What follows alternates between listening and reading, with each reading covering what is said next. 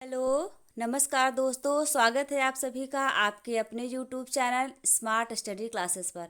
दोस्तों, मैं हूं प्रियंका और मैं आप लोगों को हिंदी व्याकरण और साहित्य की तैयारी करवा रही हूं, जिसके लिए मैं आप लोगों के लिए प्रैक्टिस सेट लेकर आ रही हूं। उसी प्रैक्टिस सेट के माध्यम से मैं आप लोगों को प्रश्नों को हल करवाऊंगी, जो कि आपकी परीक्षाओं के लिए अत्यंत महत्वपूर्ण और उपयोगी होंगे। आइए हम प्रश्नों को देखते हैं। पहला प्रश्न है, प्रत्येक वर्ग का पहला, तीसरा और पांचवा व्यंजन क्या कहलाता है? जी हाँ, आप इसको पढ़िए। महाप्राण कहलाता है, सघोष कहलाता है, अल्प प्राण कहलाता है या फिर अघोष कहलाता है। इन्हीं चारों में से इसका आंसर आपके सामने निकल कर आएगा। तो इसका जो आंसर है वो हो जाता है आपका अल्प प्राण। प्रत्येक वर्ग का पहला, तीसरा और पांचवा व्यंजन जो है वो अल्प प्राण कहलाता है। आइए हम अगला क्वेश्चन देखते हैं। अगला क्वेश्चन आपके सामने है, प्राण तत्व के आधार पर ऊष्म व्यंजन किस वर्ग में आता है? प्राण तत्व के आधार पर वर्णों को दो भागों में बांटा गया है, अल्प प्राण और महाप्राण। आपसे पूछा जा रहा है ऊष्म व्यंजन किस वर्ग में आता है? महाप्राण में आता है, घोष में आता है, अल्प प्राण में आता है या फिर अघोष में आता है। यहाँ पर आपको देखकर ये बताना होगा कि इसमें आपसे आपका सही जवाब क्या होगा। तो प्राण तत्व के आधार पर ऊष्म व्यंजन जो है वो आता है महाप्राण में। आइए अगला क्वेश्चन हम देखते हैं। अगला क्वेश्चन देखते हैं, घोषत्व के आधार पर वर्गों को कितने भागों में बांटा गया है? घोषत्व के आधार पर वर्गों को 3 भागों में बांटा गया या फिर 2 भागों में, कितनी 4 भागों में बांटा गया या फिर 5 भागों में बांटा गया? आप सोचकर इसका जवाब दीजिए, ये आपके लिए बहुत ही महत्वपूर्ण है। घोषत्व के आधार पर वर्गों को 2 भागों में बांटा गया है, अघोष और सघोष। आइए अगला क्वेश्चन हम देख लेते हैं। अगला क्वेश्चन है, प्रत्येक वर्ग का पहला, दूसरा व्यंजन घोषत्व के आधार पर किस वर्ग में आता है? घोषत्व के आधार पर सघोष में आता है, दीर्घोष में आता है, लघु घोष में आता है या फिर अघोष में आता है? सोचकर बताइए इसका आंसर क्या होगा। इसका आंसर जो होगा वो हो जाएगा अघोष। यहाँ पर ये जो आपका दीर्घोष दिया हुआ है, दीर्घोष नहीं है, ठीक है, ये नहीं होकर के अघोष हो जाता है। प्रत्येक वर्ग का पहला, दूसरा व्यंजन घोषत्व के आधार पर अघोष कहलाता है। आइए अगला क्वेश्चन देख लेते हैं हम। अगला क्वेश्चन है, प्रयत्न के आधार पर वर्णों को कितने भागों में बांटा गया है? प्रयत्न के आधार पर 4 भागों में बांटा गया है, 5 में बांटा गया है, 2 में बांटा गया या फिर 1 में बांटा गया है? आपको पता हुई होगा, प्रयत्न के आधार पर वर्णों को 2 भागों में बांटा गया है, आभ्यंतर प्रयत्न और बाह्य प्रयत्न। आइए अगला क्वेश्चन हम देख लेते हैं। अगला क्वेश्चन है, घोषत्व के आधार पर श, ख, श यानी कि तीनों स जो हैं वो किस वर्ग में रखे गए हैं? अघोष में आते हैं, अमूर्त में आते हैं, समूर्त में आते हैं या फिर सघोष में आते हैं?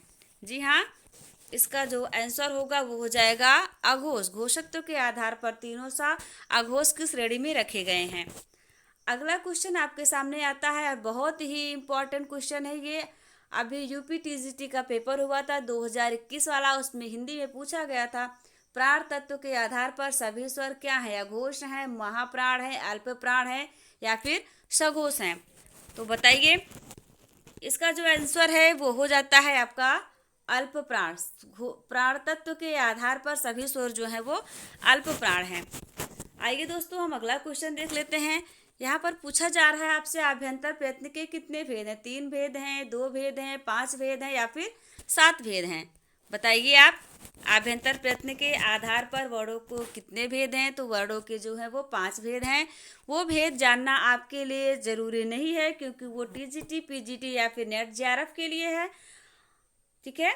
अगर आवश्यकता पड़ती है या फिर आप लोग कमेंट करते हैं कि आपको जानना है, तो अगले वाले वीडियो में मैं आप लोगों को उसके बारे में बता दूंगी। तब तक हम आइए देखते हैं अगला क्वेश्चन। बाह्य प्रयत्न के आधार पर वर्ण के कितने भेद हैं? वर्ण के 11 भेद हैं, 13 भेद हैं, 5 भेद हैं या फिर 7 भेद हैं? आप बताइए कितने भेद हैं? तो बाह्य प्रयत्न के आधार पर वर्ण के 11 भेद हैं। जी हाँ दोस्तों, 11 भेद हैं।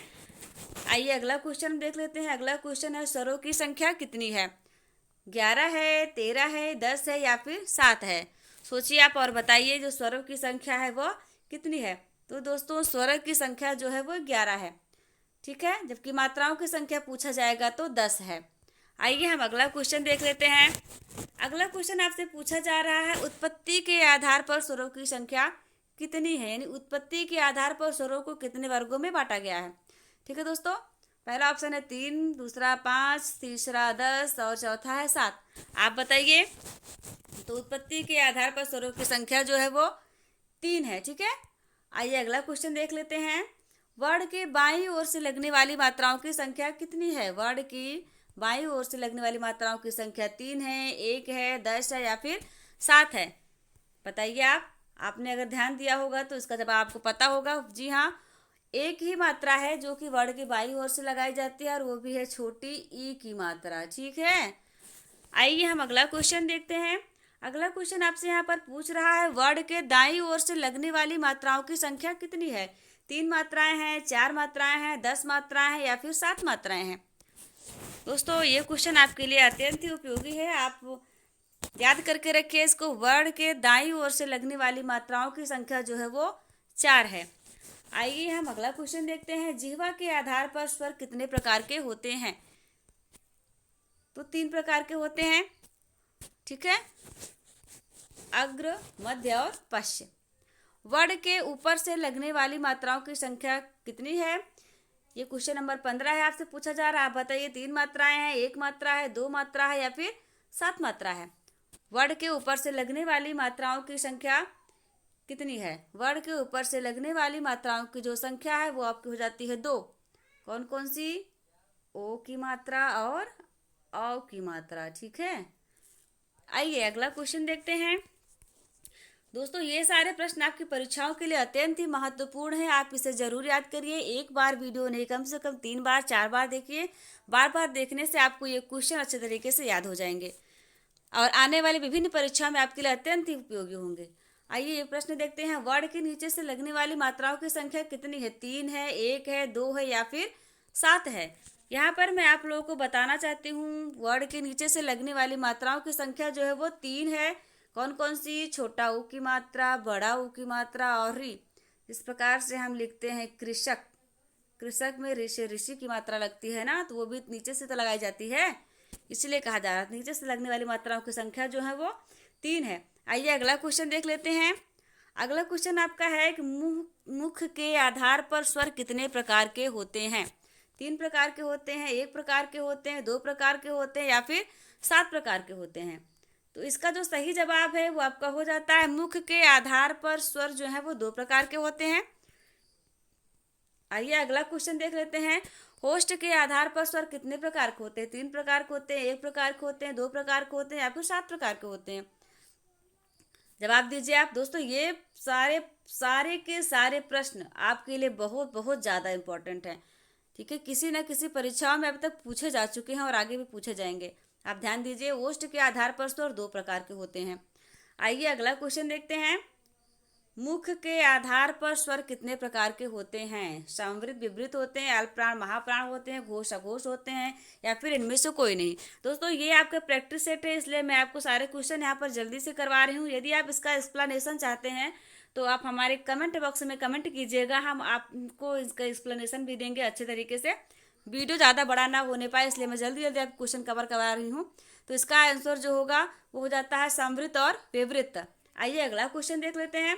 अगला क्वेश्चन है, होठ के आधार पर स्वर कितने प्रकार के होते हैं? वृत्ताकार, अवृत्ताकार, दीर्घ और लघु, संघर्षी, विघर्षी या फिर इनमें से कोई नहीं? तो इसका आंसर जो है वो हो जाता है, होठ के आधार पर स्वर होते हैं आपको 2 प्रकार के, वृत्ताकार और अवृत्ताकार। आइए अगला क्वेश्चन देखते हैं। क्वेश्चन नंबर 21 आपसे पूछ रहा है, अ का उच्चारण स्थान। आ यहाँ पर नॉर्मल आ नहीं है, ये वाला है, इसके ऊपर चंद्र लगा हुआ है, अर्धचंद्र। अ का उच्चारण स्थान जिह्वा के किस भाग से किया जाता है? अभी मैंने आपको बताया था जिह्वा के आधार पर स्वरों के 3 उच्चारण स्थान है, अग्र, पश्च और मध्य। इसमें आप बताइए अ का उच्चारण स्थान जिह्वा के किस भाग से किया जाता है? तो दोस्तों अ का उच्चारण स्थान जो है वो मध्य है। ये अब तक कई परीक्षाओं में पूछा जा चुका है, आप लोगों ने देखा भी होगा। आइए अगला क्वेश्चन देखते हैं। अगला क्वेश्चन है, एक मात्रिक स्वर कितने हैं? तो 3 हैं, 5 हैं, 4 हैं या फिर इनमें से कोई नहीं? आप जवाब दीजिए इसका सोचकर। इसका जवाब है आपके लिए कि एक मात्रिक स्वर जो है वो 4 होते हैं। आइए अगला क्वेश्चन हम देखते हैं।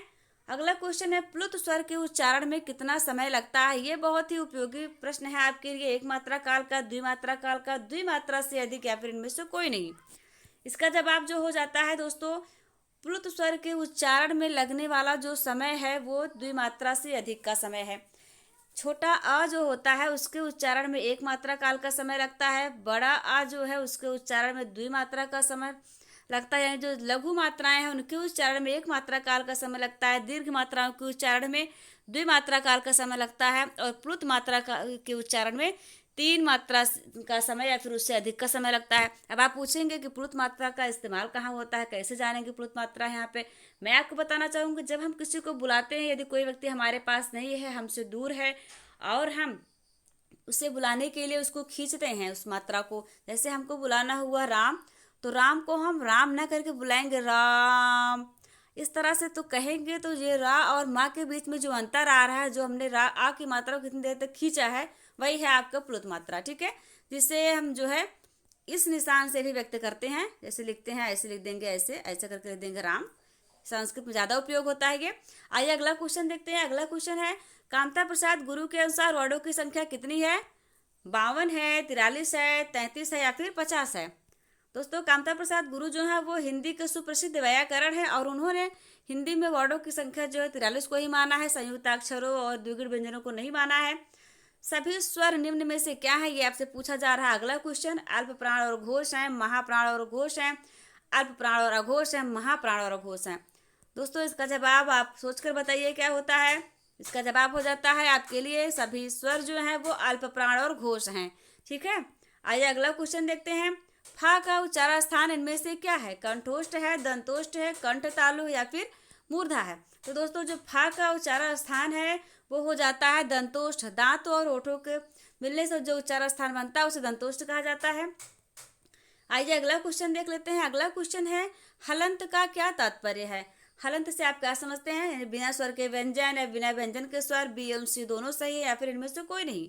आप बताइए हलंत का क्या तात्पर्य है। जी हाँ, हलंत का जो तात्पर्य है उसका मतलब ये हो जाता है कि बिना स्वर के व्यंजन। हलंत किसी भी शब्द के अक्षर के नीचे लग जाता है, इसका मतलब वो अक्षर आधा हो गया। ठीक है, आइए अगला क्वेश्चन देख लेते हैं। क्षा यानी छा से छत्री जो है वो किसके योग से बना है? आधा का पूरा मूर्धन्य षा, पूरा का आधा मूर्धन्य षा या फिर पूरा आधा का और आधा मूर्धन्य षा? ये दोनों ऑप्शन ए और ऑप्शन डी सेम है, तो आपको समझ लीजिए इनमें से कोई नहीं, समझ लीजिए। ठीक है, इनमें से कोई नहीं। आप बताइए इसका जवाब क्या होगा।